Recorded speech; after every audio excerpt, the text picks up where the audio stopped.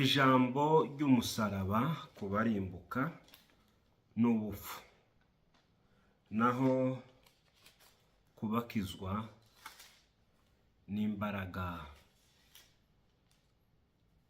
z'Imana. Ni ijambo intumwa y'Imana Pawulo yanditse hashize imyaka myinshi, hagati ya za 50 na 64. Hagati muri iyo myaka nibwo Pawulo yandikiye Abakorinto, igice cya mbere umurongo wa 18, arababwira ngo ijambo ry'umusaraba ku barimbuka n'ubupfu, ariko kuri twe abakizwa n'imbaraga z'Imana. Ariko twe kubakizwa n'imbaraga z'Imana, kuko byanditswe ngo nzarimbura ubwenge bw'abanyabwenge n'ubuhanga bw'abahanga nzabuhindura ubusa. Ndagira ngo tuganire ijambo Imana yashize ku mutima rivuga ko Imana mu bwenge bwayo no mu buhanga bwayo no mu budahangarwa bwayo, ibyo yahisemo gukirisha abantu bayo kubarimbuka n'ubupfu, ariko kubakizwa n'imbaraga z'Imana.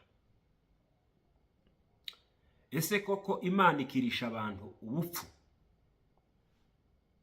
Ese koko Imana ikirisha abantu ibintu by'intege nke? Ese koko Imana ni inyantege nke? Ese koko Imana igira ubupfu? Ndagira ngo tuganire iyi mirongo guhera ku murongo wa 18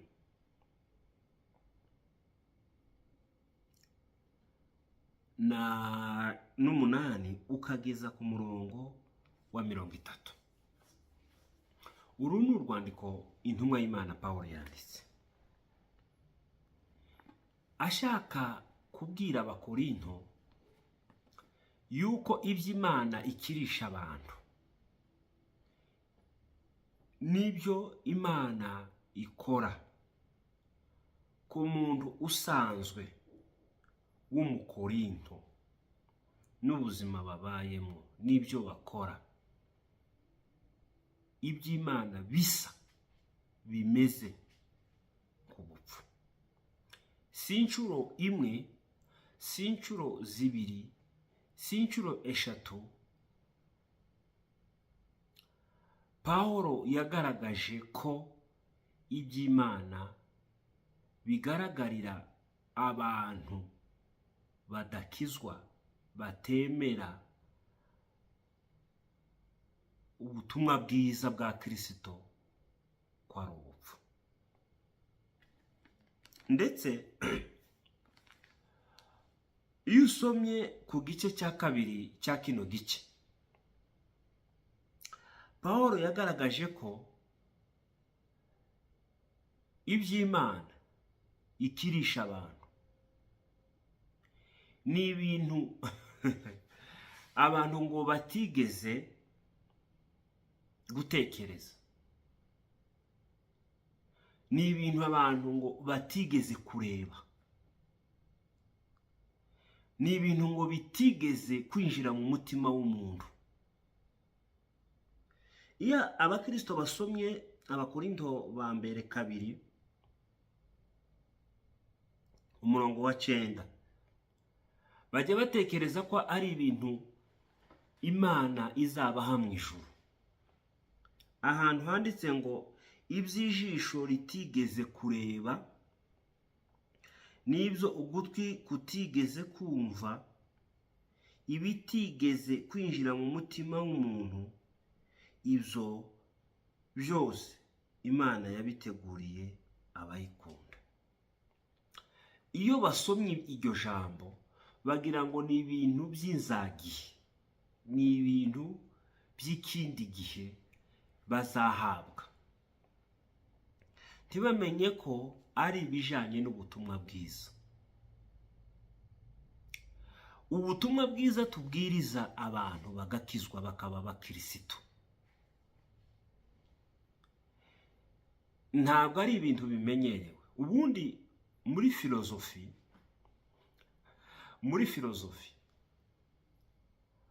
we think with, abantu bose bo ku isi ibyo bakora bagira abamenta, bagira ababigisha, bagira aho babikopera. Nubona umuntu yigize igitangaza buriya bafite aho yagiye kuvumbura ibindi. Ntukagire ngo habe n'ubu buzima tubayemo n'ibyo mvuga n'ibyo ndavuga. Ubundi muri research, mu myandikire y'igitabo, iyo wandika igitabo barakubwira ngo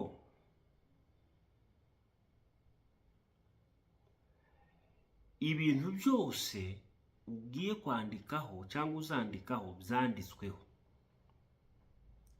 byavuzweho. Kuri ubwo rero ubanza umenye ibyo abandi babivuzeho kugira ngo wemezanywe nabo, ubashigikire cyangwa uhabanye nabo, wowe uvuga uko ubitekereza. Bivuga iki?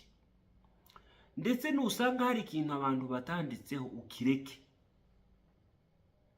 Nuko bigaragara ko buri muntu wese agizwe n'undi. Niyo mpamvu natangiye mvuga ngo we think with, tugira icyo duheraho dutekereza, tugira icyo duheraho dukora, tugira icyo duheraho dukomeza. Uko tubayeho uyu munsi dufite abo twabikomoyeho, dufite abo twabyigiyeho, dufite abo tubireberaho. Buri munsi hari ukwinspira, ukagira ikindi wiga, ukagira ikindi ukora. Abantu bakomeye ku isi, ibihugu bikomeye ku isi, abantu bakomeye ku isi bagira icyo baheraho kugira ngo bagire icyo bakora. Uko ni ukuri, uko niko kuri.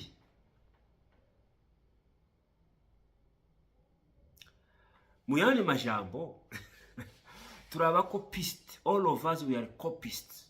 Twese turakopera, nta muntu uriho udakopera.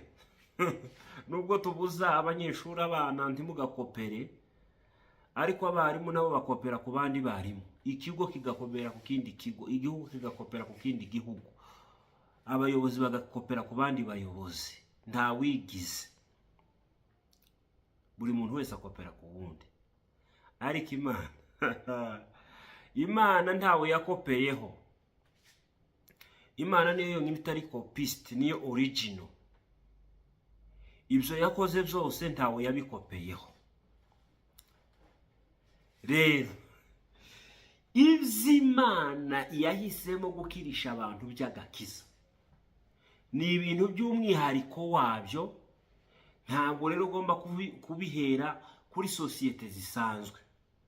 Impamvu abantu benshi ibya Yesu Kristo bibahutaza, impamvu ibya Yesu Kristo abantu benshi batabyumva, batabisobanukirwa, babibona nk'ubupfu, babibona nk'ubucucu, nk'ubupfayongo, nuko hari ibyo bamenyereye.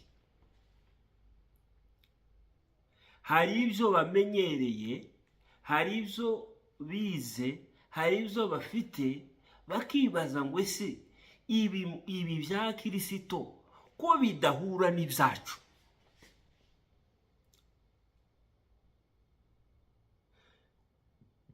Ko bidahura n'ibyacu, ko bidahura n'ibyo tuzi, ko bidahura n'ibyo tumenyereye muri iyi si. Byakagombye nibura guhura n'ibindi, byakagombye kwikonforma n'ubuzima busanzwe. nuko Imana rero ikazana iby'ubwenge bwayo, ikazana ibyo ijisho ritigeze kureba, ibyo amatwi atigeze kumva, ibitarigeze bisha mu mutima w'umuntu.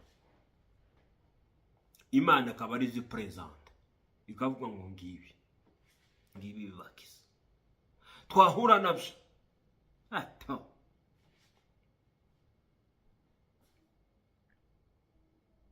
ibi bitazana umugati, ibi bitazana inzu, ibi bintu utademontera muri laboratoire, ibintu uterekana amajambo gusa ngo abantu ngo bizeye amaraso, abantu bizeye umusaraba ngo bazaja mu ijuru, ngo Imana irabazi. Amajambo gusa amaziki. Niyo mpamvu Paul yavuze ngo igihe nazaga iwanyu mw'Abakorinto sinagambiriye kubabwira ikindi, nabagambiriye kubabwira Yesu Kristo kandi wabambwe. Kandi inshuti zanje ngo nkubwire wa mukristo, rimwe na rimwe bifite ishingiro, bishite ishingiro kubera ko wizere Yesu, umuntu w'umugabo ufite doctor PhD, ufite amafaranga, akagira ABCD. Wizere umuntu utabonye, utumvise, utigeze uca iryera, ngo bakubwiye ko yapfiriye ibyaha byawe, yazize ibyaha byawe, ngo none urababariwe, ubaye icyaremwe gisha, ubaye umwana w'Imana, wambaye gukiranuka kw'Imana. Ibyo gusa urumva bifatika wewe? Batakubwiye ngo uratonda umurongo, numara gutonda umurongo bakwandika izina, ubona agafuka ka kawunga, ubona k'umuceri, ubone amata, ubona amabati, wubake. Ati ngo kwizera Yesu birahagije, ngo utumbire Yesu wenyine, ngo Yesu aranyuze, ngo uranyurwa gusa. Urumva we bisobanutse? Ushize mu bwenge busanzwe, koko n'ubusazi, n'ubusazi. Umuntu nakwita kuri umusazi, akakwita ko wataye umutwe, akakwitwa kuri intekamutwe, nukuri muri vinormal, ntabwo aba yagiye kuri, niko biri. Hari umuntu wigeze kumbwira, arambwira ngo usibye guteka umutwe, usibye guteka umutwe, Imana yaraje hagarara imbere yawe irakubwira ngo uze wigisha abantu ijambo ry'Imana, usibye guteka umutwe. Niyo mpamvu abantu benshi bakubona uvuga ubutumwa, ufite Bibiliya, urimo uvuga Imana, bakavuga ati nimukajya mutubesha. Kimwe n'ibitangaza, iyo umuntu mubwiye ngo Imana yankoreye ibi bitangaza, Imana yambeshejeho muri buno buryo, Imana ateoya vuga irindi banga, mureke kubesha. Pawulo rero aje kubyandika, abyandika yeruye, ndi twari turi kumwe. Inyandiko zirahari mu Kigiriki, inyandiko zirahari mu Cyongereza, inyandiko zirahari mu ndimi zitandukanye zo ku isi zirahari. Pawulo yaranditse, Pawulo yabayeho mu ubwihe no gukora ubushakashatsi, usanga yarabayeho, yaranditse ngo ijambo ry'umusaraba, ijambo rya Yesu wabambwe ni ubupfu. C'est la folie, it is foolishness. Ariko kubarimbuka ku bantu badashaka kwizera ni ubupfu, niko babibona, niko babibona. Ariko kuri twebwe abakizwa, kubakizwa for us ni imbaraga y'Imana.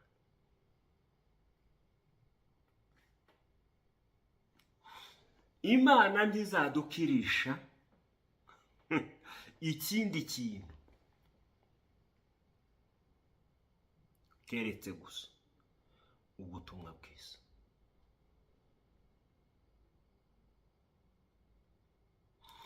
Abantu ntibashobora gukizwa, abantu ntibashobora kugirana isano n'Imana, abantu ntibashobora kugirana relationship n'Imana unless they believe the gospel.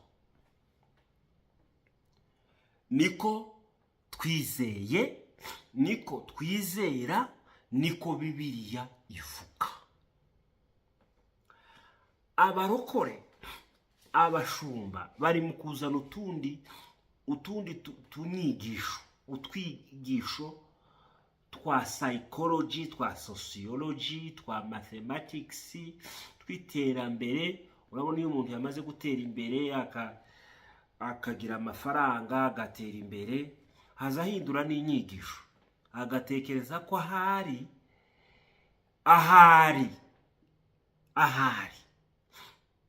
umusaraba udahagije, ijambo ry'umusaraba ridahagije. The gospel is not enough. Habe natwe uretse n'abadakizwa n'abakristo bwabo, Christians, abakristo ubwabo, natwe habe naje ubivuga rimwe na rimwe haza amajwi akambwira ngo koko birahagije, kanzwe noneho utabyizera. Ariko Pawulo yaranditse mu Bakorinto, mu Baroma igice cya mbere, aravuga ngo ntafite isoni z'ubutumwa bwiza, kuko niyo mbaraga y'Imana ihesha uwizera wese. Ubutumwa ntawe butinya, uwo ari we wese buriteguye kugira ngo bumukize, kandi ubwanga wese buriteguye kugira ngo bumucireho urubanza. Il faut dire toute la vérité, il faut prêcher l'évangile. Abantu nibatabwirwa ubutumwa bwiza, nta gakiza, nta bugingo buhoraho, nta guhura n'Imana, nta handi hantu. Niyo mpamvu Pawulo yanditse mu rwandiko rw'Abakorinto ba mbere, mu Baroma arandika ngo njyewe Pawulo imbata ya Yesu Kristo, wahamagariwe ubutumwa bwiza. Pawulo ahamagara ni imbata, ni intumwa yahamagariwe ubutumwa bwiza. Ubu butumwa tuvuga bwa Yesu Kristo wabambwe akazuka, sinzaduka, si ejo twadukanye mu 2024. It is not something that is upcoming now. It is not something that we are creating. It is not something that we wish that could be. Ntabwo ari ikintu twatwifuza ko kibaho, ntabwo ari ikintu twadushakira gushigikira. Ubutumwa bwiza bw'ubuntu bw'Imana bwarahanuwe kera, bwavuzwe n'abahanuzi, bwavuzwe na ba Yesaya, buvugwa na ba Yeremiya.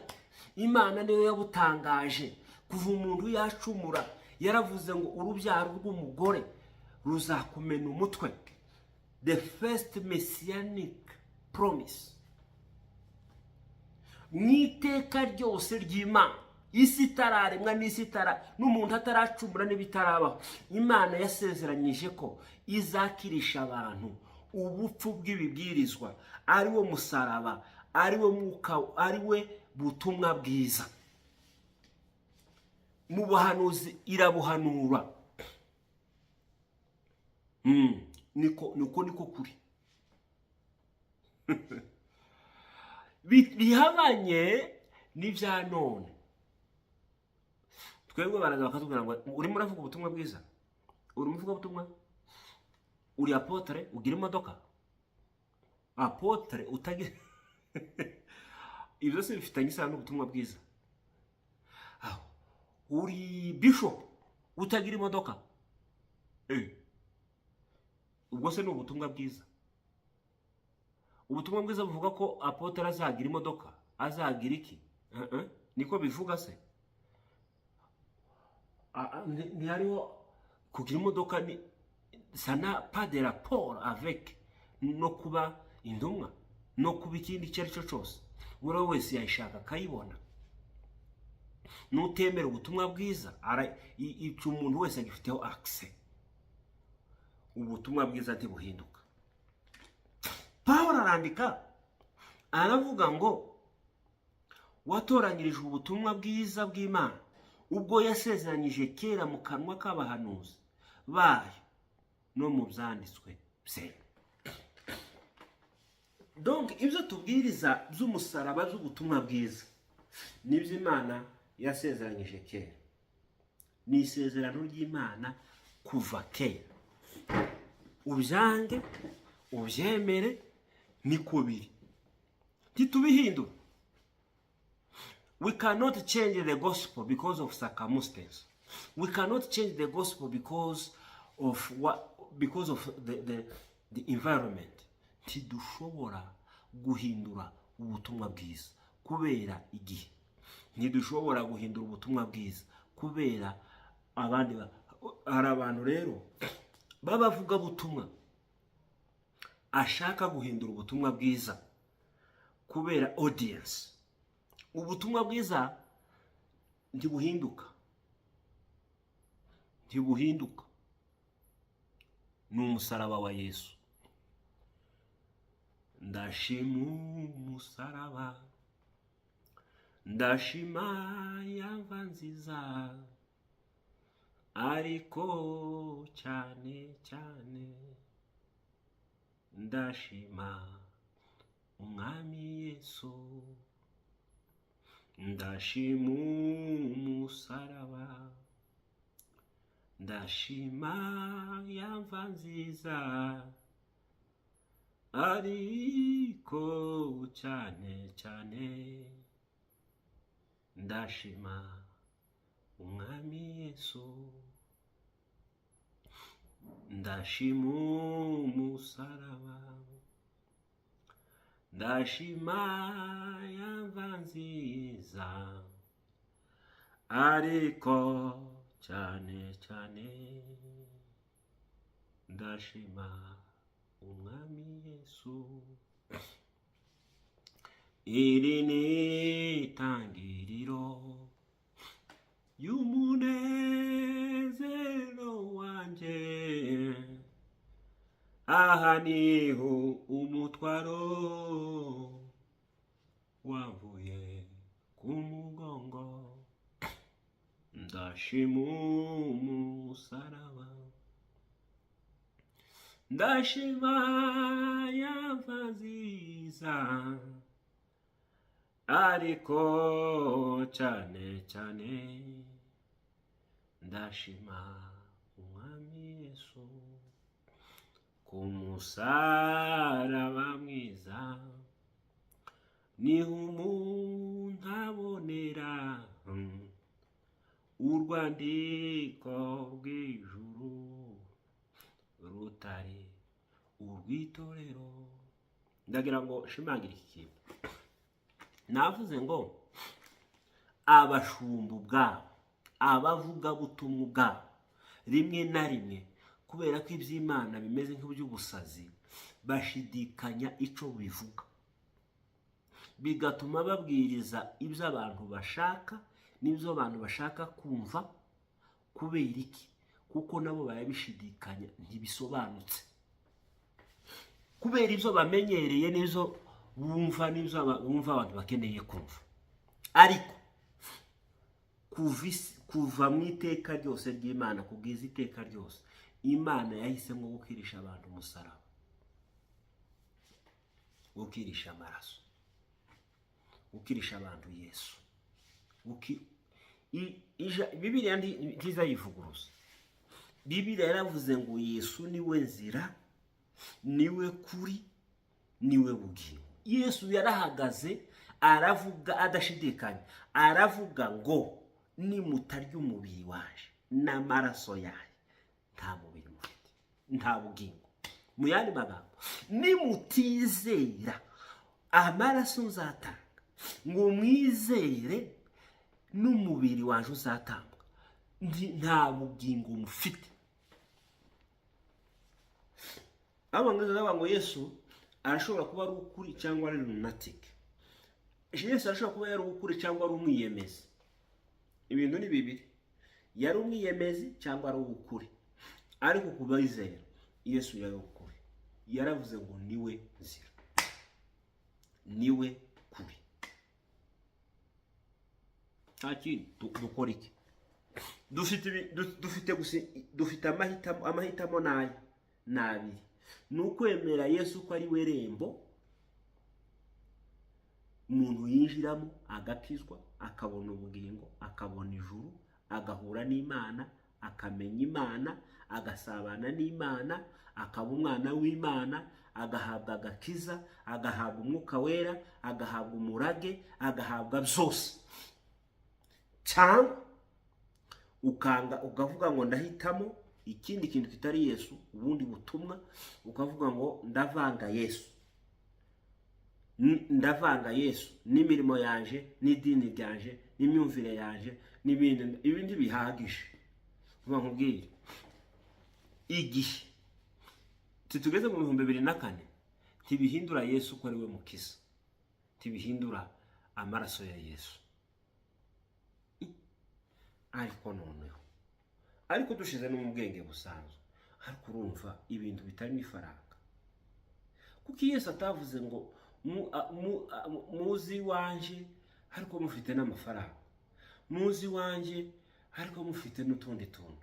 Yaravuze ngo nimuze mwese abarusha n'abaremerera, muze na abadafite ifeza n'izahabu. Nta feza, nta bupfura, nta bunyangamugayo, nta kandi kantu. Nimuze uko muri, mbakire mbahindure.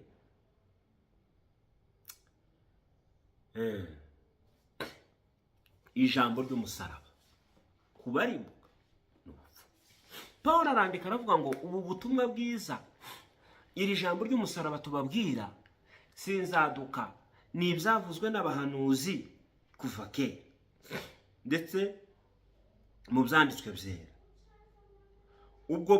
Ibyo byanditswe, ubwo butumwa muvuga ngo ku mwana wayo wavutse mu rubyaro rwa Dawidi ku mubiri. Ubutumwa bwiza buvuga Yesu, buvuga umwana w'Imana. Ubutumwa bwiza ntibuvuga amafaranga, ubutumwa bwiza ntibuvuga ibindi, buvuga Yesu ko yavutse, bikavuga ko ari Imana, bukavuga n'igikorwa yakoze ku musaraba.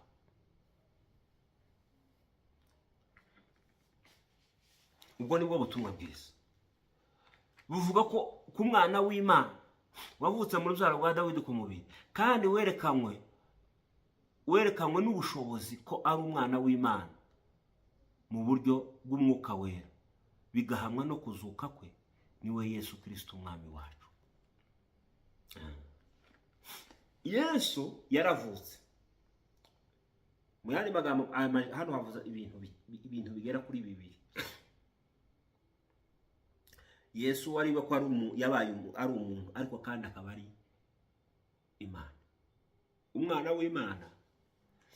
Imana ntibyara, ahubwo ni Imana yabaye umuntu, kandi ubumana bwe bwerekanwe no kuzuka kwe, kuko nta wundi wazuka, nta wundi muntu wapfa ngo yongere abeho adafite ubumana muri we. Turashima yuko ubutumwa bwiza bushingiye kuri Yesu, uwo ari we nk'Imana yabaye umuntu, kandi n'igikorwa yakoze cyo gupfa agapfira ibyaha byacu akongera kandi akazuka. Naho ubutumwa bwiza bushingiye nico buvuga kuri Yesu. Ntibuvuga ibikorwa byawe, ntibivuga amahanuzi menshi. Abantu benshi ubu nyine babaye intyoza ari mu guhaguruka akavuga amafuti, abantu bakayapostinga, bakabyandikaho, bakabivuga, barangiza kuvuga ngo bavuga ubutumwa bwiza. Umva nkubwire nshuti yaje, muvandimwe, nimba ubutumwa bwiza ubwiriza butavuga Yesu wabaye umuntu Imana, bitavuga Yesu wapfiriye ibyaha by'abantu, wabayeho nta cyaha, yemera gupfa kugira ngo yishure ibyaha iby'amategeko yashinjaga ab'isi bose, ntibivuge Yesu wazutse muzima uriho, umutanzi wacu dusabira iteka, si ubutumwa bwiza. Nimba hari abantu bagucoceya bakubwira ngo uvuge ibindi, hariho kuvuga ubutumwa bwiza, aho kuvuga n'amajambo yo muri societe, n'amakuru yo muri quartier. Ubuzima busanzwe bugizwe n'ibyinshi. Hari abashinzwe kubyigisha mu mashuri, hari amadepartement ya sociology na psychology na economy n'iterambere na development n'ibindi. Twebwe izo dushinzwe nk'abakozi b'Imana dushinzwe kuvuga ubutumwa bwiza. Bibiliya iravuga ngo uwo Yesu Kristo ku murongo wa 5 haranditse ku murongo wa 4 wa 5, niwe waduhesheje igikundiro no kuba intumwa ku bw'izina rye.